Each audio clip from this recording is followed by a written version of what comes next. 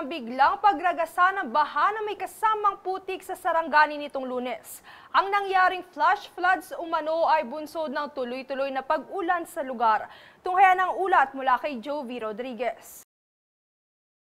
Nakaranas ng rumaragasa at malawakang pagbaha o flash floods na may kasamang putik bunsod ng walang tigil na pag-ulan sa barangay Poblasyon Maasim, Sarangani nitong Lunes. Ilang mga kabahayan at sasakyan ang apektado ng baha habang ilang mga residente naman ay na-stranded sa mga gilid ng kalsada, malls at ibang pamilihan. Sa lakas ng rumaragasang tubig baha, nakuhaan rin sa video ang isang lalaking nakakapit sa puno na tila ba hindi makaalis dahil sa lakas ng agos ng baha. Pinangunahan ni Provincial Disaster Risk Reduction and Management Office PDRRMO Head Rene Punzalan ang pakikipag-ugnayan sa MDRRMO Maasim upang masuri ang lawak ng pinsala at matukoy ang mga agarang pangangailangan ng apektadong komunidad. Ang mga Provincial Emergency Responder ay pinadala upang magsagawa ng on-ground damage assessment at magbigay ng technical at logistical na suporta sa mga lokal na disaster response team. Kasama naman sa agarang rumisponde ang Bureau of Fire Protection o BFP Region 7.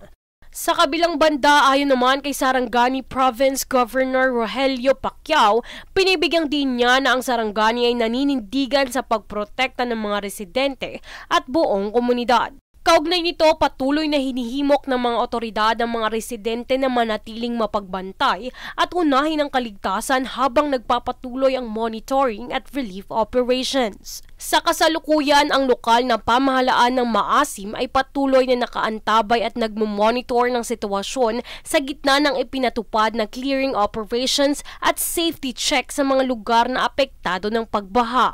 Samantala, para naman sa mga residente ng Maasim Sarangani na nangangailangan ng tulong, agad na tumawag sa mga hotline numbers na makikita sa inyong screen. Jovi Rodriguez, nag-uulat para sa Golden Nation Network. Samantala, 14 na dating rebelde sa South Cotabato ang nagbalik loob sa pamahalaan matapos makatanggap ng livelihood assistance mula sa Department of Labor and Employment o DOLE Region 12 noong September 26 sa ginanap na Friends Rescued at Former Violent Extremist Summit. Nabigyan sila ng livelihood starter kits na nagkakahalaga ng 24,000 hanggang 29,000 piso bilang panimula sa kanilang bagong pamumuhay. Pinangunahan nito ng DOLE South Cotabato Field Office kasama ang 38th Infantry Brigade, Charlie Company ng Philippine Army at Lake Cebu National High School Multipurpose Cooperative. Kasabay nito na i-profile na rin ng DOLE ang 70 dating rebelde upang alamin ang kanilang mga pangangailangan at may konekta sa iba't ibang interbensyon ng gobyerno.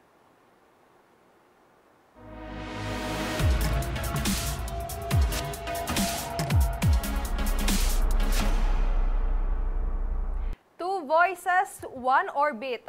Sa inilabas na teaser ni Blackpink Jisoo nitong Lunes, inanunsyo nito ang kaniyang nakatakdang duet kasama ang isang male artist. Kinumpirma naman ito matapos na si Zayn Malik ang kanyang makakasama sa kanyang surprise ballad single na pinamagatang Eyes Closed na nakatakdang i-release ngayong buwan.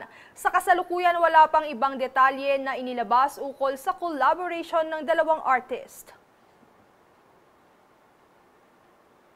At narito ang recap ng mga nagbabagang balita ngayon. Sa ulo ng mga balita, kauna-unahang passenger e-ferry sa bansa, papasada na sa November. Taas singil sa presyo ng produktong petrolyo, hindi na namang umarangkada. Mungkahing snap elections ni Cayetano, no legal basis ayon kay SP Soto. Palasyo tutol sa panawagan. Amyendasyon ng Bank Secrecy Law, patuloy na isinusulong ng BSP.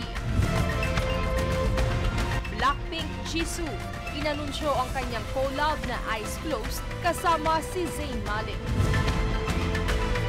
At 14 na dating rebelde sa South Cotabato, nagbalik loob sa pamahalaan. Patas at pantay na balita, komprehensibong ulat para sa pulso ng masa. Ito ang News Focus.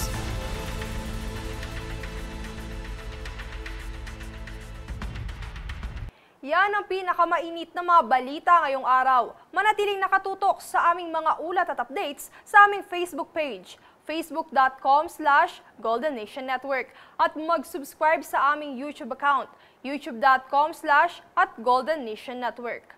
Ako si Princess Castro at ito ang News Force.